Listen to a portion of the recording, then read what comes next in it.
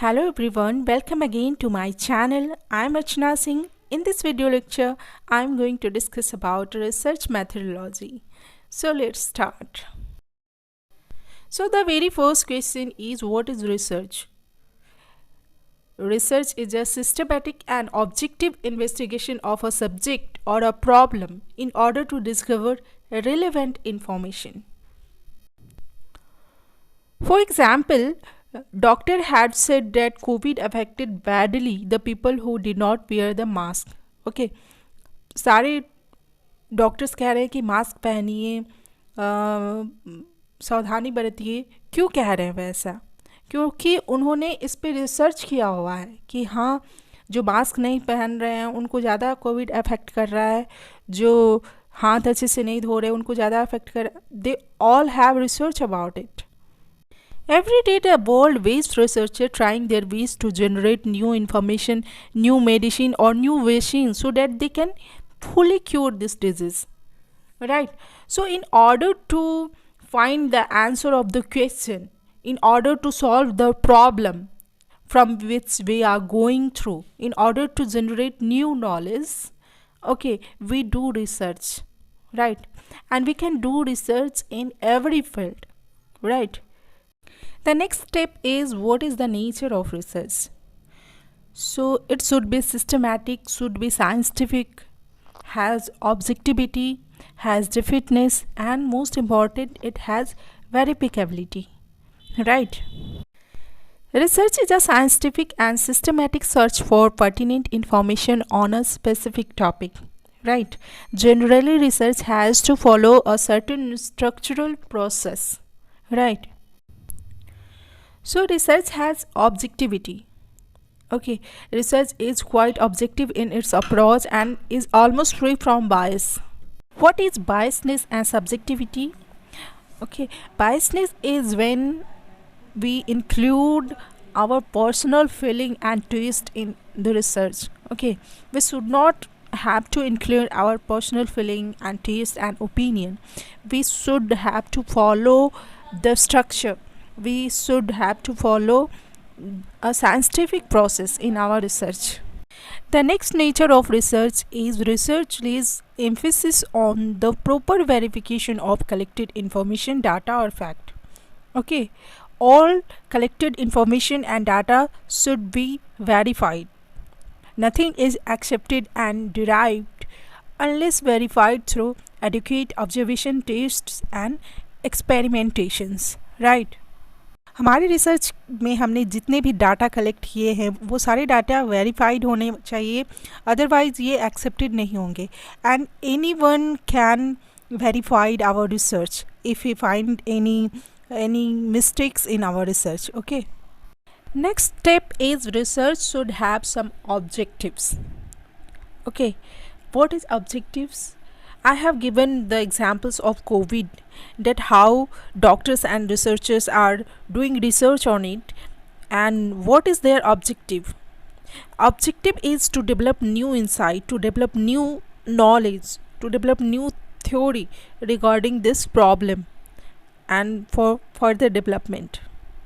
Next objective is to test a hypothesis of a causal relationship between variables. Right?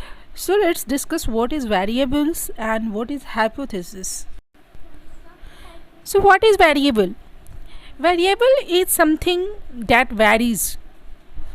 Specifically, variable represents persons or object that can be manipulated, controlled or measured for the sake of research. There's mainly two types of variable: independent variables and dependent variables. Independent variables is also known as manipulated variables.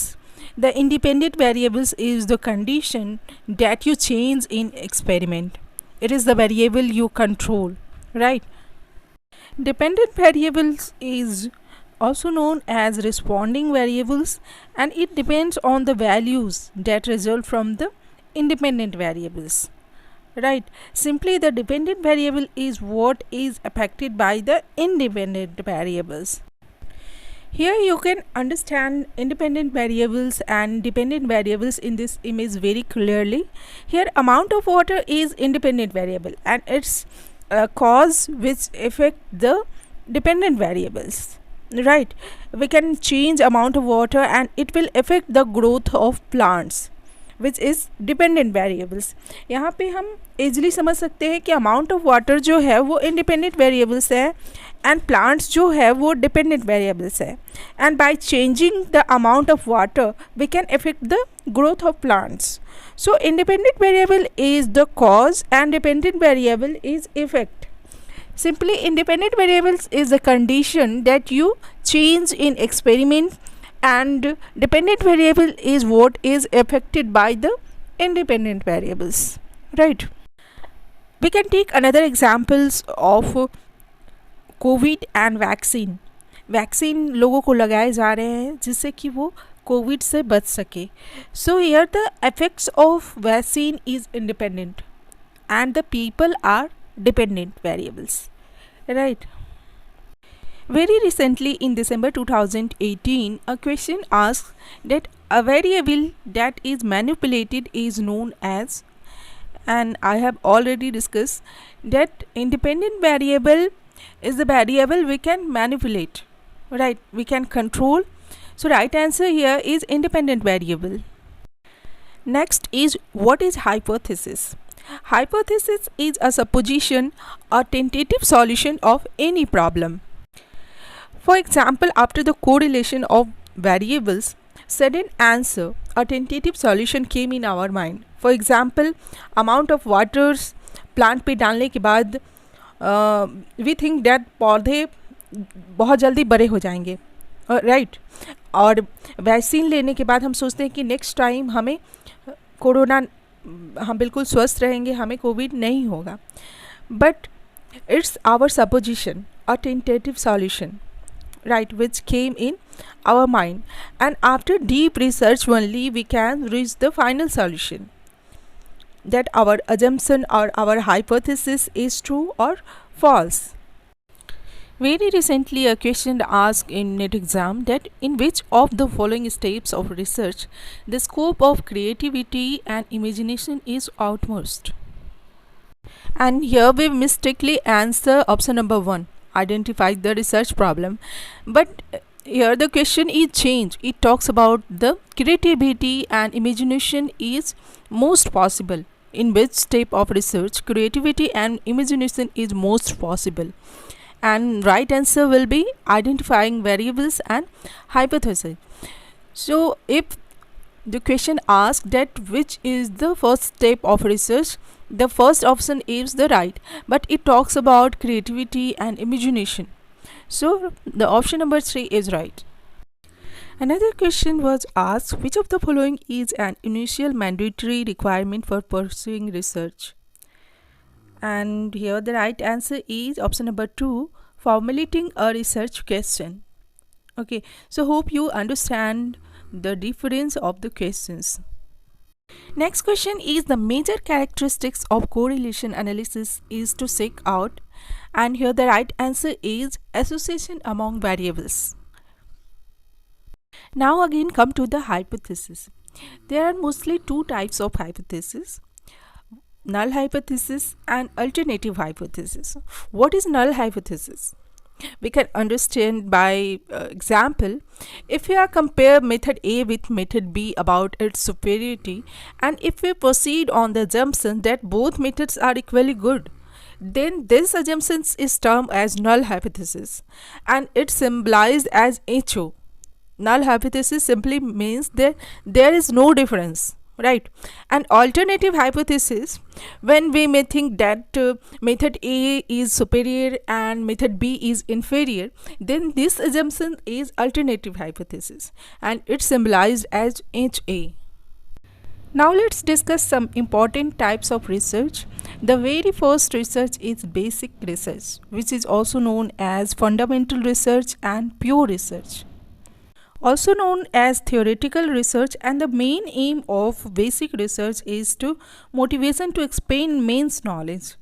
It's all about to expand knowledge, not to create or invent something. right? So the main aim of basic research is expand our knowledge for the sake of knowing. Next research is applied research, and applied research is a research methodology used to solve a specific practical issue affecting an individual or group, right? So the practical application is the main aim of applied research. Basic research is about knowledge only. Basic research is the sake of knowledge, but the main aim of applied research is obtain knowledge for practical application, and also known as practical research. So here the relationship between basic and applied research is: basic research provides the theory that produces the concept for solving educational problem, and applied research provides the data to support theory, guides and revise the development of theory.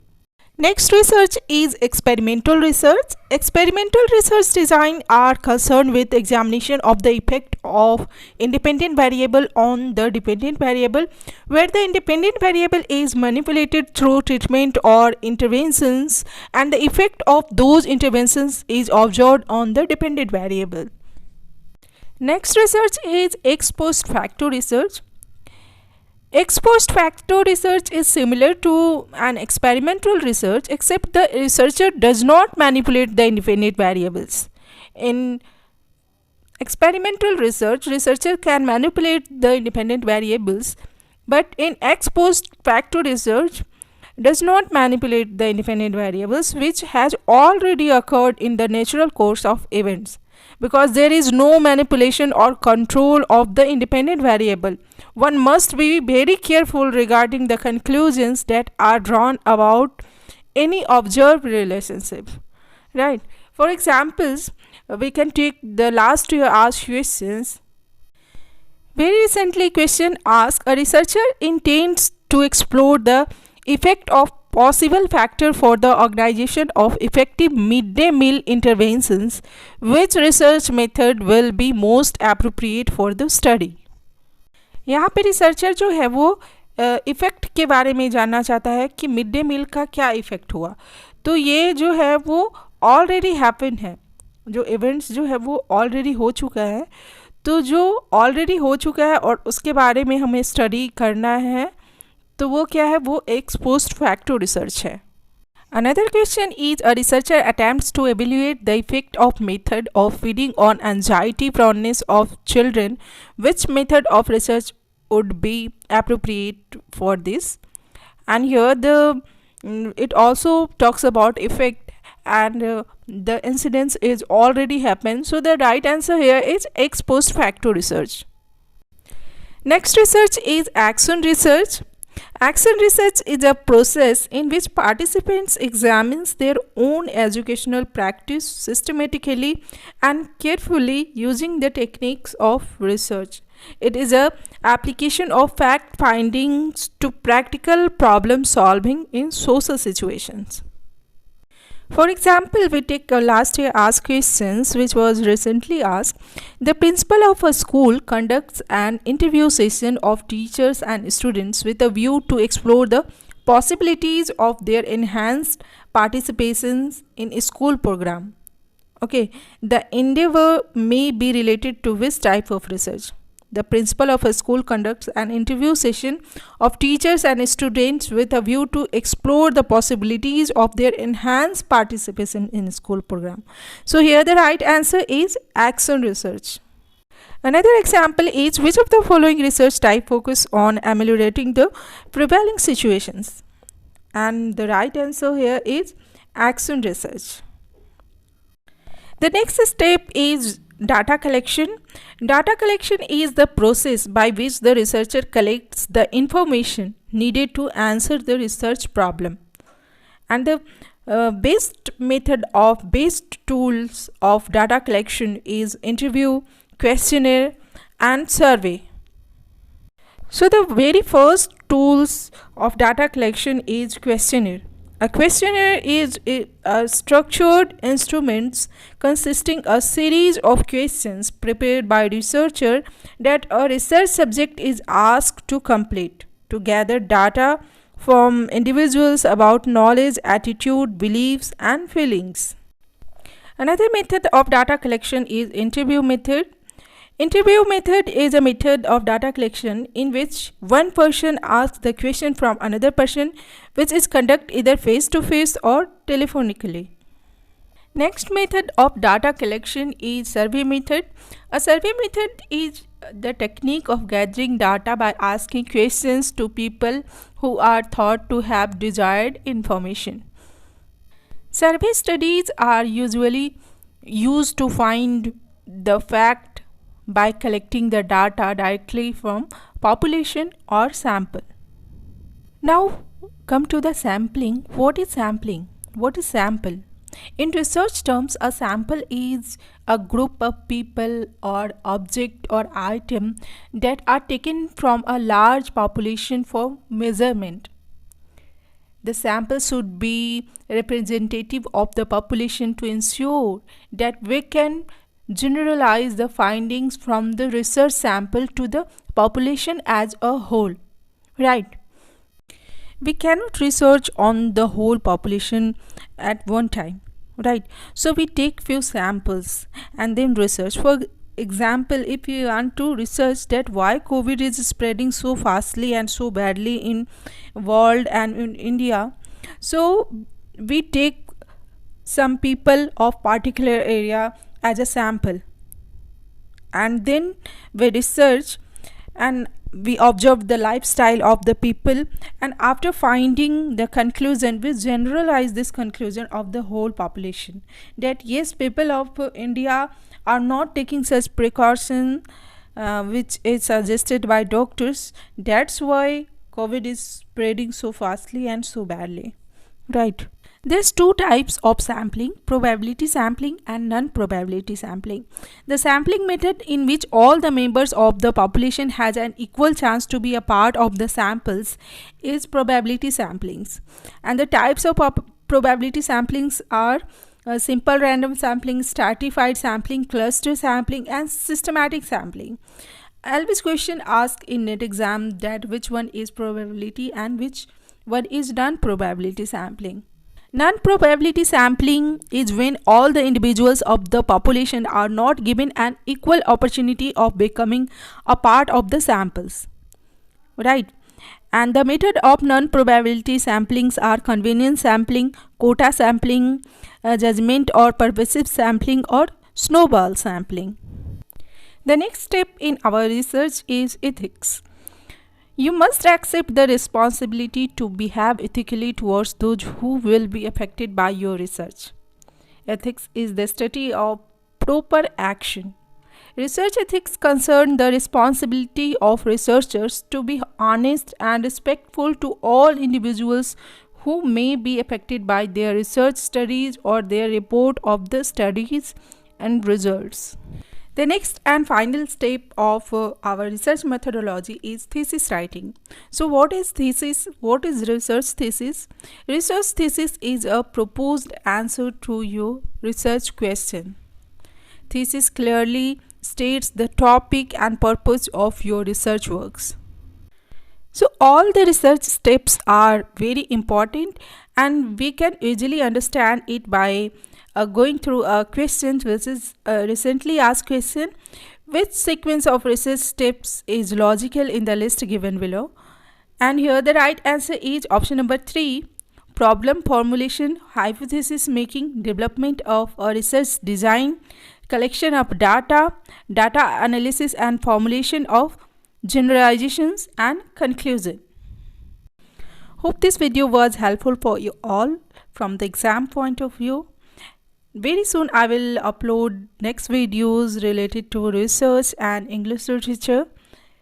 So stay with archana@jrf.in, and please like, share and subscribe the channel and hit the bell icon. Thank you.